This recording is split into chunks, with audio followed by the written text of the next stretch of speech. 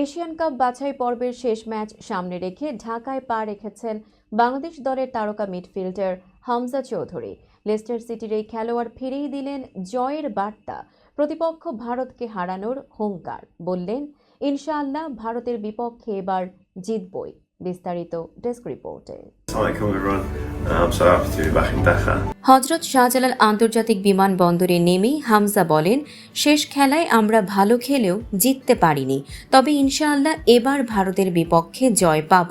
সবকিছু পজিটিভ থাকলে ভালো কিছু হবেই।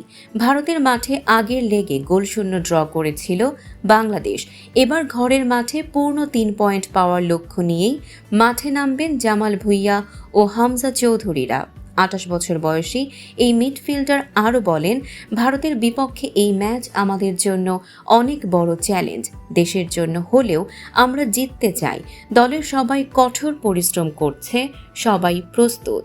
ঢাকায় ফেরার অনুভূতি জানাতে গিয়ে হামজা বলেন, অসাধারণ অভ্যর্থনার জন্য ধন্যবাদ। আবারও ঢাকায় ফিরে দারুণ লাগছে। আশা করি ভারতের বিপক্ষে হবে এক প্রতিদ্বন্দ্বিতাপূর্ণ ম্যাচ। তার আগে নেপালের বিপক্ষেও আমরা ভালো খেলতে চাই। তবে এই সফরে আসতে গিয়ে ছোট্ট এক বিপত্তির মুখে পড়েছেন হামজা।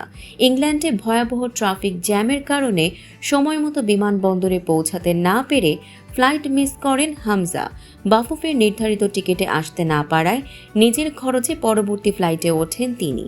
নির্ধারিত সময়ের প্রায় 5 ঘন্টা পর বিকেল 5টার দিকে ঢাকায় পৌঁছান এই বাংলাদেশি বংশোদ্ভূত ইংলিশ মিডফিল্ডার। বাংলাদেশ দল এখন পূর্ণ উদ্দীপনার প্রস্তুতি নিচ্ছে আসন্ন 2 ম্যাচের জন্য। 15 নভেম্বর নেপালের বিপক্ষে আর 18 নভেম্বর ভারতের বিপক্ষে, যেখানে লাল সবুজের লক্ষ্য একটাই, দেশের মাটিতে জয়।